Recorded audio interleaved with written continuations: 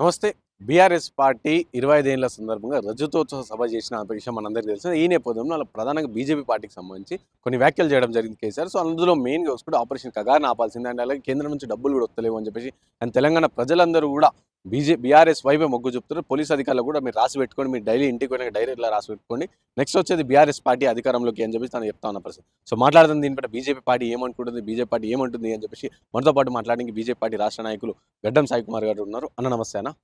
So చెప్పండన్న. అంటే నిన్న కేసీఆర్ గారు బహిరంగ సభ ఫస్ట్ ఎట్లా అనిపించింది మీకు? అంటే అంతమంది జన సమీకరణ కావచ్చు, అంతమంది వచ్చిర్రు వాళ్ళందరూ. సో ఎట్లా అనిపించింది?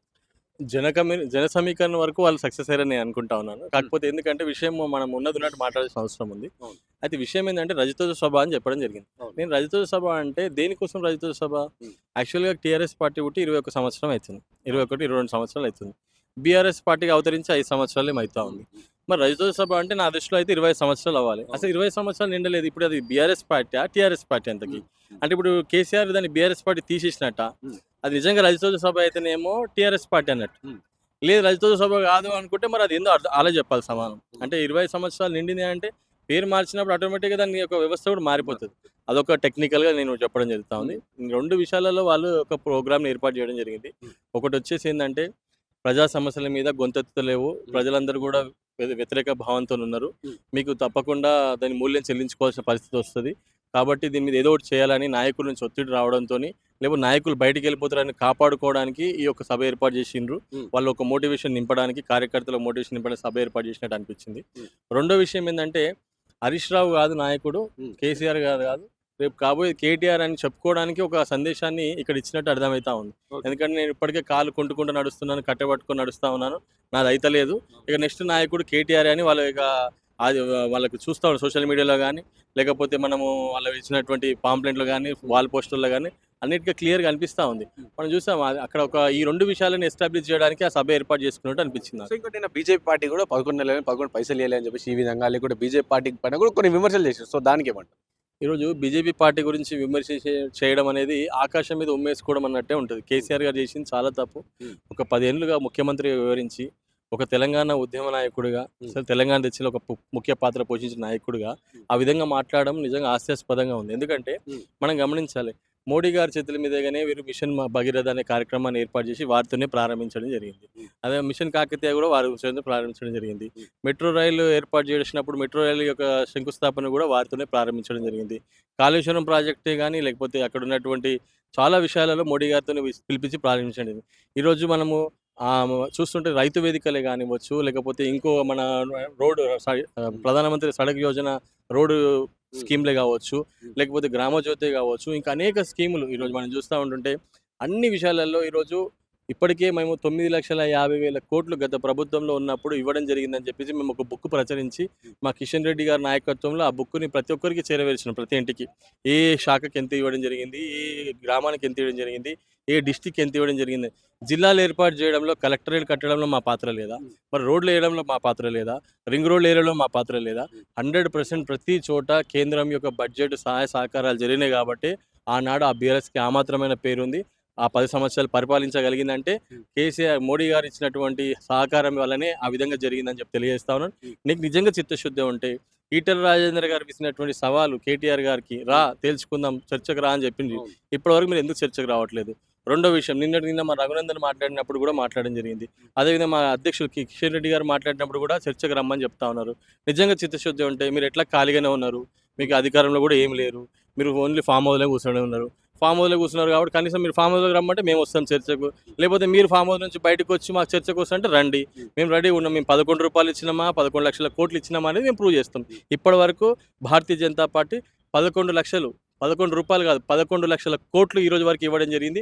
దాన్ని నిర్ధారణ చేస్తామని చెప్పి తెలియజేస్తా ఉన్నాం. ఇంకోవైపు నిన్న మాట్లాడుతూ సో కేంద్రం ఏదైతే ఆపరేషన్ కగార్ 2026 మార్చ్ కల్లా కంప్లీట్‌గా నక్సలైట్‌లని తీసేస్తామని చెప్పి చెప్పింది. సో దానిపైన కూడా నిన్న కేటీఆర్ ప్రస్తావించారు. సో అది ప్రధానంగా ప్రాధాన్యత సంతరించుకుంది. ఎందుకంటే చాలా మంది కూడా దాని మీద అంటే కేసీఆర్ వచ్చి దీని గురించి మాట్లాడారు అని చెప్పి చెప్పుకుంటారు. సో దాని గురించి నిజంగా మీకు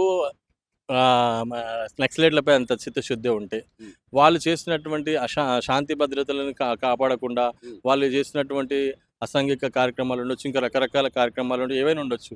ఆ కార్యక్రమాలు చేస్తున్న దాంట్లో మనం గమనించాల్సిన అవసరం ఉంది. ఇప్పుడు నక్సలైట్ల విషయం తీసుకోండి. నక్సలైట్లు ఇప్పుడు గతంలో ఉన్నటువంటి అంటే ఇక్కడ ఉన్నటువంటి శాంతి భద్రతలని కూల్చివేసే ప్రయత్నం చేస్తున్నారు. కాబట్టి ఇప్పుడు మనము పాకిస్తాన్ టెర్రరిస్టుల మీద మనం విరుచుకుపడతా ఉన్నాం. ఆ టెర్రరిస్టులు చేసిన తప్పు వల్లనే ఇప్పుడు ఆ దేశానికి మొత్తం చెడ్డ పేరు వస్తా ఉంది. ఇక్కడ అదే విధంగా నక్సలైట్లు చేసేటువంటి తప్పుదం వల్ల రేపు భారతదేశానికి కూడా చెడ్డ పేరు వచ్చే పరిస్థితి ఉంటుంది. కాబట్టి అందుకే భారతదేశంలో ఉన్నటువంటి నక్సలైట్లందరినీ నక్సలైట్లు లేకుండా చేయాలనేది ఒకటి చేస్తా ఉంది. కేసీఆర్ గారు ఏమంటారు, చర్చలకు రమ్మని అంటారు. గతంలో రాజశేఖర రెడ్డి గారు చర్చలు చేసిరు. ఏం డెవలప్మెంట్ జరిగింది? నక్సలైట్ ఆగిందా? ఏమైనా చర్చలలో ఏమైనా దానివల్ల ఏమైనా ఉపయోగం జరిగిందా? మూడో విషయం ఏం చెప్తా ఉన్నానంటే, నిజంగా నీకు నక్సలైట్ల మీద అంత చిత్తశుద్ధి ఉంటే నిన్న బెల్లి లలితక్క పేరే కానీ, సాంబశివుడి పేరే కానీ, గాదా ఎన్నయ్య పేరే కానీ ఎందుకు తీసుకోలేకపోయినావు?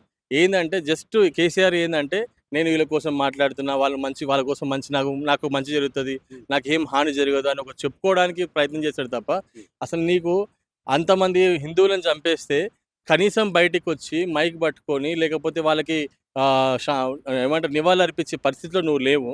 ఈరోజు నువ్వు మాట్లాడుతుంటే నాకు నిజంగా చాలా బాధాకరంగా ఉంది. ఇలాంటి మాటలు కరెక్ట్ కాదు. 100% కేంద్రం తీసుకున్న నిర్ణయాన్ని నక్సలైట్ లేకుండా చేయడం అనేది కరెక్ట్ నిర్ణయం అని చాలా మంది స్వాగతిస్తా ఉన్నారు. తప్పకుండా అది ముందుకు పోతా అని చెప్పి తెలియజేస్తాను. కొంతమంది చెప్తున్నారు ఇటు నక్సలైట్లను చంపుతా అని చెప్పేసి ఆదివాసుల హక్కులను హననం చేస్తారు. ప్రధానంగా అడవి కింద ఉన్న ఖనిజాన్ని దోచుకోవడానికి బీజేపీ పార్టీ కుట్ర చేస్తుంది అని చెప్పి మేధావులు కూడా చాలా మంది మాట్లాడుతారు. మీరు ఇప్పుడు ఈరోజు ఏమైపోతుందంటే, కొంతమంది మేధావులు కమ్యూనిస్టుల భావాలతో ఉన్న వాళ్ళే కానీ, లేకపోతే ప్రొఫెసర్లే కానివ్వండి, లేకపోతే యూనివర్సిటీ వైస్ ఛాన్సలర్లే కానివ్వండి, కొంతమంది ఛాన్సలర్లే కానివ్వండి, అందరూ కలిసి ఈ భారతీయ జనతా పార్టీ మీద విరుచుకుపడే ప్రయత్నం చేస్తూ ఉన్నారు. ఎందుకంటే మనం చూస్తూ ఉన్నాం క్రమంగా భారతీయ జనతా పార్టీని దేశం మొత్తం కూడా భారతీయ జనతా పార్టీ చేతులకి ఈ యొక్క దేశం వెళ్ళిపోతూ ఉంది. ఇప్పటికే 20 రాష్ట్రాలకు వెళ్ళిపోయింది. ఇంకా మిగిలింది 8-9 రాష్ట్రాలలో ఉంది. కాబట్టి ఆల్మోస్ట్ ఈ దేశం మొత్తం కూడా రేపు భారతీయ జనతా పార్టీ వీళ్ళకి వెళ్ళిపోతే మరి మనకు రేపు కష్టకాలం వచ్చే పరిస్థితి ఉండని విమర్శించే ప్రయత్నం చేస్తారు తప్ప, ప్రజలకు పూర్తిగా తెలుసు ఏం జరుగుతుందో మనం చూస్తూ ఉన్నాం. ఈ తెలంగాణలో కూడా భారతీయ జనతా పార్టీ ఎలా పుంజుకుంటుందో మనం గమనిస్తూనే ఉన్నాం. అది రేపు వచ్చే రిజల్ట్స్లలో అన్నిట్లో తెలుస్తూ ఉంటుంది. సో ఇంకోవైపు చెప్తాను. సో తెలంగాణలో మరి నెక్స్ట్ వచ్చేది, మీరేమో బీజేపీ పార్టీ అధికారంలోకి వస్తే 2020 అని చెప్పేసి చెప్తా ఉన్నారు. కానీ ఇటు నెక్స్ట్ వచ్చేది మాత్రం ఎలాగైనా సరే బీఆర్ఎస్ పార్టీ అని చెప్పేసి కేసీఆర్ గారు చెప్తున్నారు. కావాలంటే డైరీలలో రాసి పెట్టుకోండి, నెక్స్ట్ వచ్చేది మా ప్రభుత్వం అని చెప్పి చాలా ధీమాగా చెప్తా ఉన్నారు. దేనికి డైరీలో రాసి పెట్టుకోవాలి? మీరు ఏం చేసిరని రాసి పెట్టుకోవాలి? దళితుని ముఖ్యమంత్రి చేస్తాను చేయనందుకు నువ్వు మళ్ళీ వస్తావా? లేకపోతే దళితులకు 3 ఎకరాల భూమి ఇస్తా అని చెప్పి ఇయ్యనందుకు మళ్ళీ వస్తావా? లేకపోతే బీసీలకి 20,000 కోట్లు బడ్జెట్ ఇచ్చిన అని చెప్పి ఖర్చు పెట్టినందుకు మళ్ళీ వస్తావా? లేకపోతే గతంలో బీసీలకి 2014లో 22 సీట్లు ఎమ్మెల్యే సీట్లు ఇచ్చి 2019లో 19 సీట్లు ఇచ్చి అంటే బీసీలను కుంగదొక్కినందుకు మళ్ళీ అధికారంలోకి వస్తావా? ఎస్టీలకి కనీసము అక్కడ ఉన్నటువంటి క్యాబినెట్లో సరైన స్థానం కలిగించినందుకు మళ్ళీ అధికారులకు వస్తావా? మాదిగకి ఇస్తే మాలకి అందుకు అధికారులకు వస్తావా? అసలు నువ్వు రిజర్వేషన్ బీసీలకి చేసినటువంటి అన్యాయం చేసిన దాంట్లో ప్రధానంగా కేసీఆర్ అన్యాయం చేసిండు. మనం ఈరోజు గమనిస్తూ ఉంటుంటే ఈరోజు బీసీలకి మంత్రి పదవులు ఇచ్చిన దాంట్లోనే అలాగే జరిగింది. బీసీలకి బడ్జెట్ ఇచ్చిన దాంట్లో అలాగే జరిగింది. అసలు నిరుద్యోగ భృతి ఇస్తా అని చెప్పినావు, నిరుద్యోగ భృతి ఇవ్వనందుకు అధికారులకు వస్తావా? లేకపోతే ఇంకా ఎన్నో దాదాపు 100 అబద్ధాలు ఆడినావు, 100 అబద్ధాలు ఆడి చేయనందుకు అధికారులకు వస్తావా? ఎట్టి పరిస్థితిలో నువ్వు చేసినటువంటి 7 లక్షల కోట్ల అప్పు ఈరోజు అది రాష్ట్రం మీద ఆర్థిక భారం పడ్డది. నీ అప్పు ఇంకా మళ్ళీ నువ్వు అధికారులకు వచ్చి దాన్ని 20 లక్షల కోట్ల అప్పు చేసి ప్రజల మీద ఆర్థిక భారం పడుతుందని ప్రజలు గమనిస్తూ ఉన్నారు. ఏంటంటే రేవంత్ రెడ్డి చెప్పిన మాటలు 6 గ్యారెంటీలు చెప్పి చేయలేకపోయినని ఒక కోపంతో నీకు రేపు సభకి వచ్చిండొచ్చు, లేకపోతే స్పందన కనిపిస్తుండొచ్చు. కానీ అందరికి అర్థమవుతుంది ఏంటంటే కేసీఆర్ మళ్ళీ వస్తే లక్షల కోట్ల అప్పు మాత్రమే మిగులుతుంది. మళ్ళీ రేవంత్ రెడ్డి వస్తే 6 గ్యారెంటీల పరిస్థితి ఉండదు. కాబట్టి డబుల్ ఇంజన్ సర్కారే రావాలి, కేంద్రం పైన ఏది ఉందో కింద కూడా అదే రావాలని చెప్పేసి ప్రజలందరూ కూడా ఇప్పుడే మా వైపు మళ్ళీరు. అందుకే మనం చూస్తూ ఉన్నాం, గతంలో మాకున్నటువంటి ఎంపీ సీట్లు 4 అయితే ఈసారి ఎంపీ 8 ఇచ్చిరు. గతంలో ఎమ్మెల్యే సీట్లు 1 అయితే మాకు 8 ఇచ్చిర్రు. మొన్న జరిగిన ఎమ్మెల్సీ సీట్లో 3 అయితే మాకు 2 ఇచ్చిండ్రు. మొన్న జరిగినటువంటి జిహెచ్ఎంసీ ఎమ్మెల్యే సీట్లలో కూడా మేము పోరాడడం జరిగింది. అంటే మరి మనం గమనించాల్సిన అవసరం, మాకున్న 20లో ఎక్స్ట్రానే ఒకటి వచ్చింది. కాబట్టి మనం గమనించాల్సిన విషయం ఏంటంటే ఆడ కూడా ఎంత దౌర్భాగ్యమైన పరిస్థితి అంటే ఈ బీఆర్ఎస్ పార్టీ యొక్క అహంకారం చూడండి. ఓటు వేయొద్దని ఎక్కడ విప్పు జారీ చేస్తారా అండి? అంటే భారత రాజ్యాంగంలో ఓటు వేసే హక్కు ప్రతి ఒక్క నాయకత్వానికి ప్రతి ఒక్క వ్యక్తికి ఉంటుంది. ఓటు వేయొద్దని జారీ చేసినటువంటి దౌర్భాగ్యము ఈ యొక్క బీఆర్ఎస్ పార్టీకి దక్కింది. అలాంటి అహంకారపూరితమైనటువంటి రాజ్యం మళ్ళీ కావాలని ప్రజలు కోరుకోరు. తప్పకుండా దీని మూల్యం చెల్లించుకోవాల్సిన పరిస్థితి వస్తుంది బీఆర్ఎస్ పార్టీకి. ఆల్రెడీ చెల్లించుకుంది. ఇప్పుడు కూడా కేసీఆర్ మాట్లాడుతున్న మాటలు ఏం కనిపిస్తూ ఉన్నాయంటే, ప్రజలు తప్పు చేసిండ్రు, నన్ను ఎన్నుకోకపోవడం వల్ల, రేవంత్ రెడ్డి ఎన్నుకోవడం వల్ల ఈరోజు ప్రజలకే అన్యాయం జరుగుతుంది.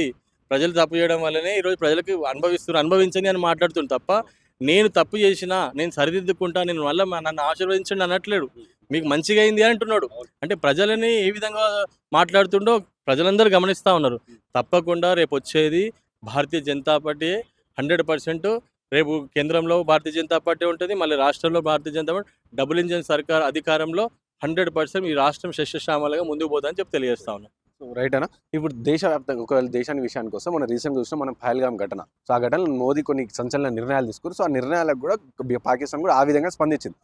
ఒకవేళ ఆ జలాలకు సంబంధించి ఏవైతే ఉందో సో ఆ జలాలకు సంబంధించిన ఇది తీసుకొచ్చారు. సో ఒకవేళ వాటిని ఆపితే మాత్రం పారేది జలాలు వాటర్ కాదు, సో అందులో రక్తం పారుతుంది అని చెప్పి చెప్తా ఉన్న పరిస్థితి. ఇంకోటి మోదీని చంపేస్తామని చెప్పి ఈ విధంగా వాళ్ళు పాకిస్తాన్ డైరెక్ట్ థ్రెట్స్ చేస్తారు. సో ఏమంటారు? ఈరోజు మనం గమనించాల్సిన విషయం ఏంటంటే మోడీ గారిని టచ్ చేసే పరిస్థితి ఎవరికి ఉండదు. ఎందుకంటే మోడీ గారికి ఒక భారతదేశంలోనే కాదు ప్రపంచవ్యాప్తంగా ఉన్నటువంటి మిత్ర దేశాలు చాలా ఉన్నాయి. వారిని ఏమైనా అంటే కూడా ఆ దేశాలన్నీ కూడా కదిలే పరిస్థితి ఉంటుంది. ఇప్పుడు మనం చూస్తా ఉన్నాం లండన్లో కూడా ముస్లిమ్స్లు పాకిస్తాన్లో మరి ఇండియన్స్ మధ్యలో గొడవ పరిస్థితి నడుస్తూ ఉన్నది. అంటే ఎంత పాకిందో అర్థం చేసుకోండి. మన దేశం మీదనే కాదు, ఈ భారం ప్రతి దేశం మీద పడే అవకాశం ఉంటుంది. కాబట్టి అన్ని దేశాలు కూడా భారతదేశానికి మద్దతు ఇస్తాయి. మోడీని టచ్ చేయడం అనేది అంత ఈజీ కాదు. ఎందుకంటే మోడీని టచ్ చేసినట్టే యావత్ భారతదేశాన్ని టచ్ చేసినట్టే, అది పరిస్థితి జరగదు. మోడీ గారు తీసుకున్న నిర్ణయం చాలా మంచి నిర్ణయం. గతంలో జవహర్లాల్ నెహ్రూ చేసినటువంటి తప్పుని సరిదిద్దిండి. 1971లో జరిగిన తప్పు ఈ రోజు మోడీ నాయకత్వంలో సరిదిద్దిండి అని చెప్పేసి ప్రజలందరూ అనుకుంటా ఉన్నారు. ఎందుకంటే నీరు లేకపోవడం వల్ల పాకిస్తాన్ ఎడారిగా మారే అవకాశం ఉంటుంది. కాబట్టి మన ఉన్న పీఓకి కూడా మనం కబ్జా చేసుకునే అవకాశం ఉంటుంది. మన కాశ్మీర్లో ఉన్న పీఓకి కూడా మనం కబ్జా చేసుకునే అవకాశం ఉంటుంది. మోడీ నిర్ణయం మంచిదని చెప్పేసి ముస్లిం సోదరులు కూడా ఈరోజు స్వాగతిస్తూ ఉన్నారు. ఎందుకంటే వాళ్ళు చాలామంది పాకిస్తాన్లు కూడా మన దేశంలో చొరపడము, మన దేశంలో ఉండి మన ముస్లింలకి రెచ్చగొట్టి అలాంటి విషయాలు చెప్పడం వల్ల కూడా కొంతమంది మన ముస్లింలు కూడా చేంజ్ అయ్యే అవకాశం ఉంది. కాబట్టి 24 గంటల్లో పాకిస్తాన్కి వెళ్ళిపోవాలని చెప్పి చెప్పడం, ఆ యొక్క వీసాలు రద్దు చేయడం కూడా అందరు స్వాగతిస్తూ ఉన్నారు. నిజంగా ఇది మంచి నిర్ణయము. నేను ఒకటే అంటా ఉన్నాను, ఈ బీఆర్ఎస్ పార్టీ, ఈ కాంగ్రెస్ పార్టీ, ఇంకో పైన ఉన్నటువంటి అనేక పార్టీలు కూడా ఇప్పుడు జరిగిన పహల్గామ్లో జరిగినటువంటి ఘటన పైన కొంతవరకన్నా ఫేస్బుక్లలో ట్వీట్ పెట్టుకుంటున్నారు, లేకపోతే పోస్ట్ పెట్టుకుంటున్నారు. నేను ఒకటి అడుగుతా ఉన్నాను, మొన్న జరిగినటువంటి బంగ్లాదేశ్లో హిందువుల మీద జరిగినటువంటి దాడి జరిగినప్పుడు ఎందుకు స్పందించలేదు? వెస్ట్ బెంగాల్లో హిందువుల మీద జరిగిన దాడి మీద ఎందుకు స్పందించలేదు? ఈరోజు భారతదేశం మీద జరిగినటువంటి హిందువులను ప్రత్యేకంగా నువ్వు హిందువా, సొంతి చేసుకున్నావు అని చెక్ చేసి చంపినందుకు భారతదేశం మొత్తం గలం విప్పింది. కాబట్టి ఇప్పుడు ఈరోజు కనీసం పోస్టులు పెట్టుకొని వాళ్ళకి ఏదో నివాళులు అర్పించే ప్రయత్నం చేస్తూ ఉన్నారు. నిజంగా చెప్తా ఉన్నాను, భారతదేశంలో ఉన్న ప్రతి ఒక్కరు ముస్లింలే ఉండొచ్చు, హిందువులే ఉండొచ్చు, క్రైస్తవులు ఉండొచ్చు, భారతీయులు అంటున్నాం మనం. కానీ బంగ్లాదేశ్లో ఉన్న వాళ్ళందరూ ఏంటిది? బంగ్లాదేశ్లే కదా. కానీ ఎందుకు ఆ బంగ్లాదేశంలో ఉన్న వాళ్ళు ప్రతి ఒక్క హిందువుని పట్టుకొని హిందువుని ఎందుకు చంపుతున్నారు? వెస్ట్ బెంగాల్లో కూడా ఉన్నటువంటి హిందువుని ఎందుకు చంపుతా ఉన్నారు? ఇది గమనించాల్సిన అవసరం ఉంది. ఏ హిందువు మీద చేయబడ్డా కూడా ప్రతి ఒక్కరు స్పందించాల్సిన అవసరం ఉంది. అతను హిందువు కాదు, భారతీయుడు ఉన్నప్పుడు 100% ప్రతి కులము, మతం అందరూ కూడా ఏకమై స్పందించాలి. రేపు ముస్లింలు జరిగితే హిందువులు ఎట్లా స్పందిస్తారో, రేపు క్రైస్తవులు జరిగితే హిందువులకు ఎట్లా స్పందిస్తారో, అట్లా ఏ హిందువు మీద చేయబడ్డా కూడా యావత్ భారతదేశం స్పందించాల్సిన అవసరం ఉంది. చేయకపోతే దానికి తగిన గుణపాఠము చెప్తుంది భారతీయ జనతా పార్టీ. నేను ఒక్కటే కోరుకుంటా ఉన్నాను, ఈరోజు మనందరం కూడా పార్టీలకు అతీతంగా, కులాలకు అతీతంగా, మతాలకు అతీతంగా దేశం కోసం నిలబడాల్సిన అవసరం ఉంది. వందే మాతరం అని పాడుకుంటూ మనం ముందుకు వెళ్ళాల్సిన అవసరం ఉంది. దేశ నిర్ణయాలు, మోడీ గారు తీసుకున్న నిర్ణయాలు, ప్రతి నిర్ణయాన్ని కూడా స్వాగతించాల్సిన అవసరం ఉంది. రేపు ఆర్థిక భారం మన మీద పడ్డా కూడా ప్రజలందరూ కూడా దాన్ని స్వాగతించి ఆ పాకిస్తాన్ని మట్టి కట్టిపించేంత వరకు కూడా మనందరం కూడా సపోర్ట్ చేయాల్సిన అవసరం ఉందని తెలియజేస్తా ఉన్నాను. సో విన్నారు కదా, ఇది గడ్డం సాయి గారు చెప్తా ఉన్న పరిస్థితి. సో ఏదైతే మోదీని చంపేస్తామని చెప్పి చెప్తా ఉన్నాం వ్యాఖ్యలుగా, అవన్నీ కూడా అంత దమ్ము లేదు మీకు అని చెప్పేసి పాకిస్తాన్కి చెప్తా ఉన్నారు. అండ్ అలాగే కేసీఆర్ సభ ఏదైతే ఉందో, సో ఆ జన సమీకరణ అయింది. కానీ సో మీరు చెప్పిన హామీలు ఏవైతే గతంలో మీ మేనిఫెస్టోలో కానీ మీరు చెప్పిన హామీల కోసం అవన్నీ అబద్ధాలు అని చెప్పేసి మీరు ఎట్లా అడుగుతారు అని చెప్పేసి కూడా తను చెప్తున్న పరిస్థితి. కెమెరా పర్సన్ సాయితో Rana Pratap, reporter for YNTV.